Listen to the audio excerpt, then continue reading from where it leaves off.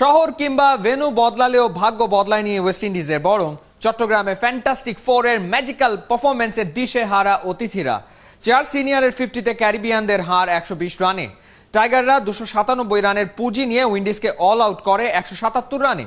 ক্যারিবিয়ানদের জন্য 0 হাতে সিরিজ শেষ। টাইগারদের প্রাপ্তি 14তম বাংলা ওয়াশ। ম্যাচ সেরা হয়েছেন মুশফিক, সিরিজ সেরা সাকিব। এতেশাম সবুজের ম্যাচ রিপোর্ট।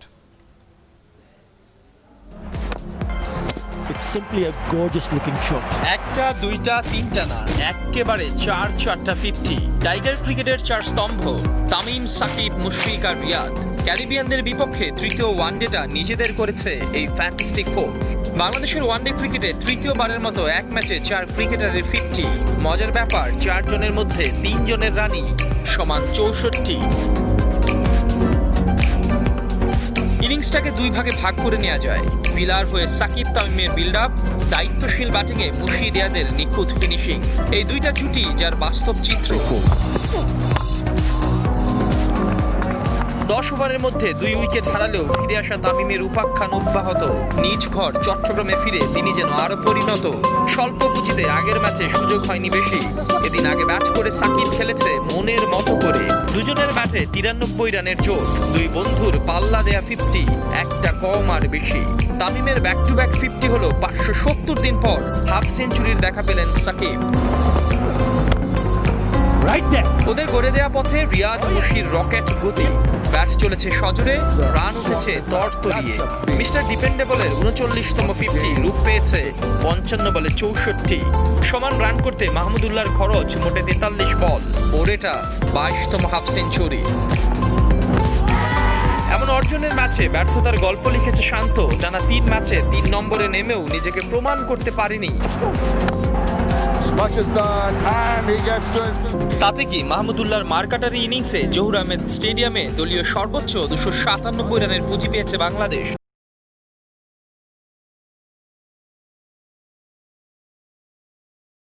বল করতে এসে সাকিবের ইনজুরি মাঠ ছেড়ে চলে যাওয়া ভাবনার কারণ। তবে ভাবতে হয়নি বাকিদের। মুস্তাফিজের 2 উইকেটের পর এই ম্যাচে নামা সাইফুদ্দিনের 3 উইকেট শিকারে ক্যারিবিয়ানরা হাবুডুবু খাচ্ছে সাগরের রথই জলে। রকম্যান পাওয়েলের 47 সান্ত্বনা ছাড়া আর কিছুই না। 177-এ ওরা থেমে গেছে। টাইগাররা 120 রানের জয়ে মাথে। প্রত্যাবর্তনের সিরিজে বাংলা ওয়াশ।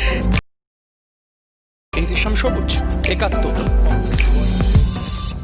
টানা 3 জয়ে ওডিআই সুপার লিগের 2য় স্থানে বাংলাদেশ। টাইগারদের অর্জন 30 পয়েন্ট। শীর্ষে অস্ট্রেলিয়া। সুপার লিগের প্রথম সিরিজ থেকে পুরো পয়েন্ট অর্জনের পর কতটা স্বস্তিতে টিম ম্যানেজমেন্ট? অভিজ্ঞরা নামের প্রতি সুবিচার করলেও ভাবনায় লিটন, শান্তর ব্যর্থতা। সৌম্য সরকারের নতুন ব্যাটিং পজিশন নিয়ে চারপাশে সমালোচনা টিম ম্যানেজমেন্টকে ভাবাচ্ছে। রিয়াজাদ আজিমের রিপোর্ট।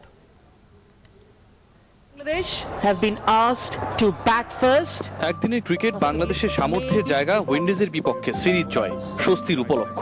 ব্যাট হাতে অধিনায়কের দুটি ছড়ানো সাকিবের রাজস্বিক প্রত্যাবর্তনের সাথে বিগ ফোরের অন্য 2 মুশফিক রিয়াদের সুযোগ কাজে লাগানো চাওয়ার সাথে পাওয়ার অপূর্ব রসায়ন। Very well compiled runs. He's been free flowing. He's really enjoyed himself out there in the middle. তারপরও আছে অস্বস্তির জায়গা। এক তামিম ইকবাল ছাড়া টপ অর্ডারের অন্য ব্যাটসম্যানরা ব্যর্থ। ম্যানেজমেন্টের এক্সপেরিমেন্ট দিন শেষে বুমেরাং। নাজমুল শান্তর প্রতিভা সন্দেহাতীত। সিরিজ শুরুর আগে খেলেছেন 5 ওয়ানডে, যা 3টা আবার 2018-তে। ধারাবাহিক ব্যর্থ শান্তকে নিয়ে নাম্বার 3-তে পরিকল্পনার ফল ব্যর্থতার পুনরাবৃত্তি। নাজমুল হোসেন শান্ত is disappointed and why not? করেছেন মাত্র 38 রান, স্ট্রাইক রেট 58-র কিছু বেশি। জাতীয় দলে থিতু হবার আগেই শান্তর শান্তি উধাও। নাম্বার 3-তে সাকিবের বিকল্পের প্রয়োজন হলে সিরিজের আগে মাত্র 5 ওয়ানডে খেলা নাজমুল শান্তর চেয়ে সে জায়গায় সবচেয়ে ভালো অপশন হতে পারত সৌম্য সরকার। তবে সৌম্য শুধু টপ অর্ডারে জায়গা হারাননি, স্থান হয়েছে তার নাম্বার 7-এ। পরপর 2 ম্যাচে রান তাড়া করে জয় পেয়েছে টিম টাইগার্স। সৌম্য পাননি ব্যাটিং এর সুযোগ। শেষ ম্যাচে খেলেছেন 8 বল, করেছেন 7। অথচ নিউজিল্যান্ডের গ্রিন টপে সৌম্য হতে পারতেন কার্যকর। চ্যালেঞ্জের সিরিজে সৌম্য যাবেন শূন্য আত্মবিশ্বাস নিয়ে।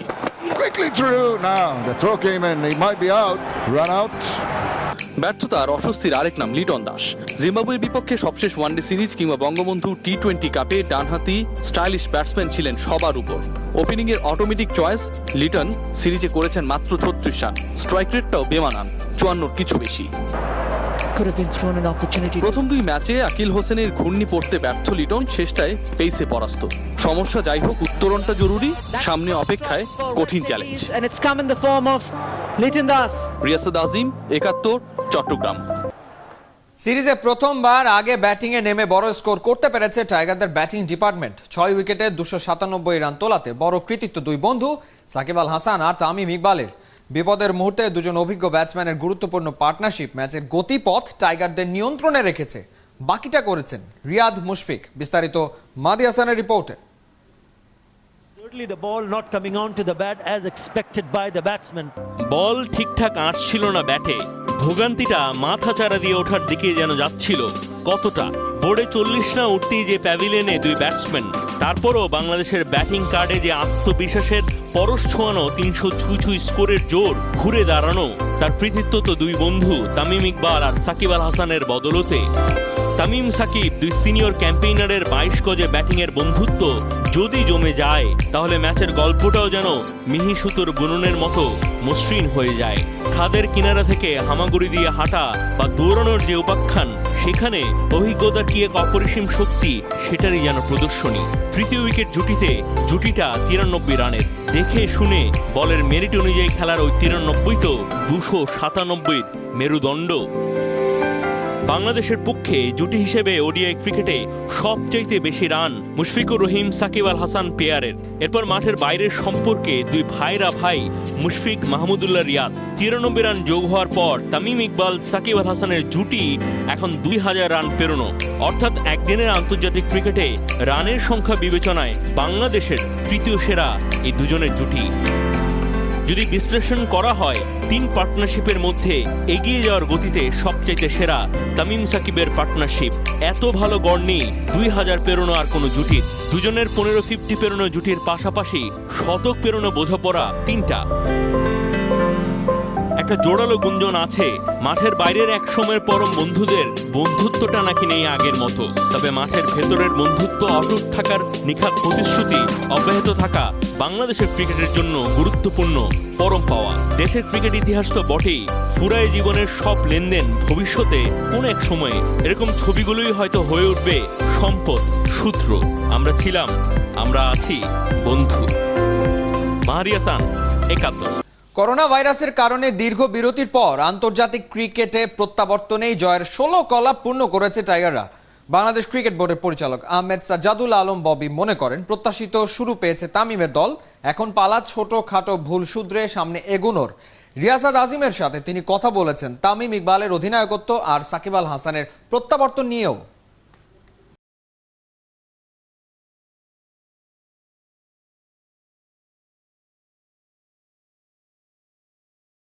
পুরো সিরিজটাকে আপনি আসলে কিভাবে দেখবেন? কারণ দীর্ঘদিন পর কিন্তু বাংলাদেশ ক্রিকেটে ফিরল। দীর্ঘদিন পরে খেললাম, আউট অফ টাচ, যেটা আমাদের যেহেতু সিনিয়র প্লেয়ারদের তাদের একটা ক্লাসের ব্যাপার আছে, ফর্মের ব্যাপার আছে, সো তারা মোটামুটি কিন্তু পারফর্ম এখানেও করেছে। নতুন যারা আসছে তাদের একটু হয়তো স্ট্রাগল করতেছে, বিকজ তারা ক্রিকেটের মধ্যে অনেক দিন ধরেই নাই, ওইভাবে নেই। আমাদের একটা দীর্ঘ সময় ধরে আমরা মোটামুটি সিনিয়র ক্যাম্পেইনার যারা, তাদের উপর একটা নির্ভরশীলতা আমরা দেখতে পেয়েছি। এই সিরিজেও আমরা মোটামুটি সেটা দেখলাম। মানে এই নির্ভরশীলতা থেকে আমরা বের হতে পারছি না কেন? তারা তো খেলছে ভালো, তারা ডেলিভার করছে, so let them be there. যারা এরপরে ব্যাচে আছে তারা they will push for their place, এবং এরা যারা উপরে আছে তারাও তাদের জায়গা ধরে রাখার জন্য এই একটা স্ট্রাগল, কিন্তু এটা খুব হেলদি একটা স্ট্রাগল। বড় সময় পর সাকিব ব্যাক করেছে, সবকিছু মিলে আপনার কাছে মানে এই দুই ক্যাম্পেইনারের পারফরমেন্সটা? তারা তো ক্লাসই, তারা প্রমাণ করেছে, নতুন করে কিছু দেখানোর নেই। সেটা যখন তাদের থেকে প্রয়োজন সেটা বেরিয়ে আসে। সবকিছু মিলে যদি বলি বাংলাদেশ দলের দুর্বলতার জায়গাটা কোথায় চোখে পড়েছে? ভালো করেছে অনেক জায়গায়, দুর্বলতা কোথায় ছিল? একটু জড়তা ছিল মাঠের মধ্যে, এই ছিল, এবং ওই অনেকে হয়তো একটু বেশি পারফর্ম করতে চেয়েছেন বা বেশি দেখাতে চেয়েছেন, এটা ঠিক আছে, that is also part of the game. এবং এগুলি আমি মনে করি যে সবই ঠিক হয়ে যাবে with time and exposure. Proper টাইমটার জন্য অপেক্ষা করছেন। আসলেই আমরাও সেই সময়ের অপেক্ষা, এবং সামনে কিন্তু বাংলাদেশের সময় যত এগুবে চ্যালেঞ্জও বাড়বে, কারণ সামনে ওয়ানডে সুপার লিগের কঠিন কঠিন ম্যাচগুলো অপেক্ষায়। রিয়াসাদ আজিম, ৭১, চট্টগ্রাম। বয়সভিত্তিক দলের হয়ে সাফল্য নিয়ে আসা নারী ফুটবলাররা নেতৃত্ব দেবে জাতীয় দলকে। ওদের নিয়ে বাফুফের দীর্ঘমেয়াদী পরিকল্পনা। নারী ফুটবলারদের অভিভাবকদের কি ভাবনা? বাফুফে ভবনে দুই পক্ষের মতবিনিময় হয়েছে। আগামীতে মেয়েদের লীগ আরও বেশি জমজমাট করে আয়োজন করা হবে বলে জানালেন বাফুফে সভাপতি কাজী সালাউদ্দিন। অর্ণবাপী রিপোর্ট। নারী ফুটবল বাংলার ক্রীড়াঙ্গনের অহংকার। এই মেয়েদের স্বপ্ন আকাশ ছোঁয়ার। 5 বছর ধরে চলা ক্যাম্পে খেলোয়াড় সংখ্যা বেড়ে এখন 50। পরিবার পরিজন থেকে দূরে 4 দেয়ালের মাঝে কেমন আছে ওরা, কেমন কাটছে প্রিয় মুখগুলোর দিনকাল। চোখের দেখায় দেখে অভিভাবকদের মনে প্রশান্তি। বাফুফের প্রশংসনীয় উদ্যোগ, নারী ফুটবলারদের সাথে অভিভাবকদের মিলন মেলা। বেশিরভাগ নারী ফুটবলারের গল্পটা প্রায় একই। কান পাতলেই শোনা যায় অভাব অনটনের হাহাকারের কথা। ওদের অর্থনৈতিকভাবে আরো স্বাবলম্বী করে তুলতে আর খেলার মান বাড়াতে লিগকেই প্রাধান্য দিতে চায় বাফুফে। অসম লড়াই নয়, প্রতিদ্বন্দ্বিতামূলক লিগের আশা করছে বাফুফে সভাপতি। আমি আশা করি এই লিগে আরো বড় বড় কিছু কর্পোরেট হাউস বা ক্লাব চলে আসবে, তাহলে লিগটা একটু স্ট্রং হবে। ওদেরকে যতখানি সাপোর্ট দেওয়ার দিচ্ছি, এবং এই কথাটাও বলছি সাথে, এখানে যত ভালো খেলবে বেতন বাড়বে, আর যদি ভালো না খেলতে পারে তাহলে আমাকে ছেড়ে দিতে হবে। That is the reality of the world. এই ফুটবলারদের কারণে পাল্টে গেছে পরিবারের দিন এনে দিন খাওয়ার ছবিটা। জীবনযাত্রার মান বাড়ার সাথে সাথে বেড়েছে সামাজিক মর্যাদা। মারিয়া, তহুরা, উন্নতি খাতুনদের অভিভাবকদের কাছে নারী ফুটবল ধরা দিয়েছে আশীর্বাদ হয়ে। তো একটু আসলাম, তো সুবিধা যে ফুটবলার গিয়া একটু জমি টমি রাখছে, বাসা বাড়ি করছে, এটা দিয়ে চলতেছে। গেলাম, এটা খেলা তোহর আব্বা, কোন তোহর আব্বা, যে খেলা তোহর আব্বা, এই সম্বন্ধে তো ভালোই কো, মানুষে ভালোই কো, খারাপ কোনা ভালোই কো। তহুরাকে বাংলাদেশের মেসি বলা হয়, আপনি কি মেসিকে চেনেন? জি, আমার মেসি আমার মায়া। খেলাযোগের সংবাদটা দেখার পরে অনেকটাই আমাদের আর্থিক সহযোগিতা মানে ভালো হয়েছে আর কি। ওরা নিশ্চয়ই ভালো আছে, তা না হলে কিন্তু এইভাবে হাসতো না। আমি আশা করব আগামীতে আরও সুন্দরভাবে এই বাংলাদেশ ফুটবল ফেডারেশন এই আয়োজন করবে এবং মেয়েদেরকে আরও উচ্চ শিখরে উঠাবে, এটা আমার বিশ্বাস। এই ফুটবলাররা আরো 4 বছর থাকবে আবাসিক ক্যাম্পে। অর্ণবাপী, 71। একই অঙ্গে কত রূপ থাকতে পারে? এমবি সাইফ মোল্লার অন্তত 6টা। কি নিয়ে তিনি কাজ করেন না?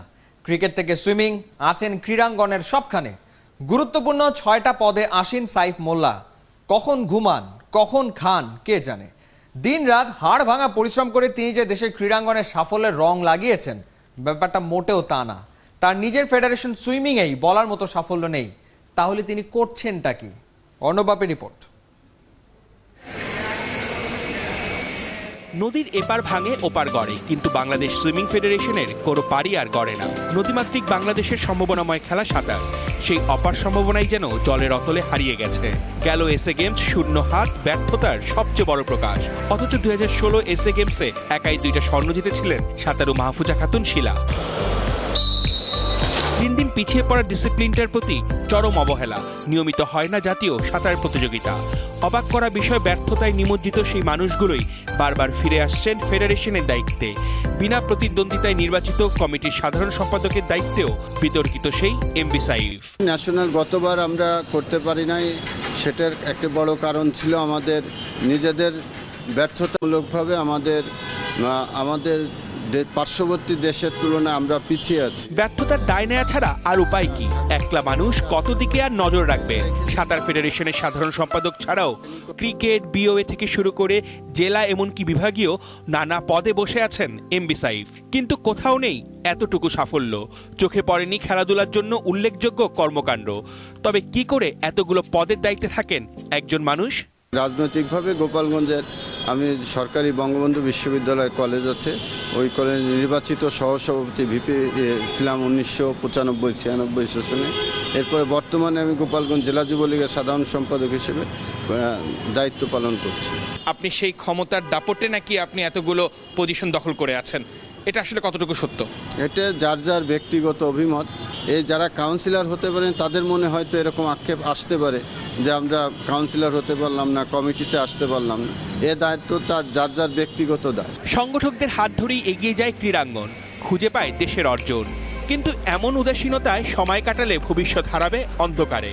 সময় তো ফুরিয়ে যায়নি, বেলা শেষের আগেই যদি হয় একটু উপলব্ধি। অর্ণবাপী, 71।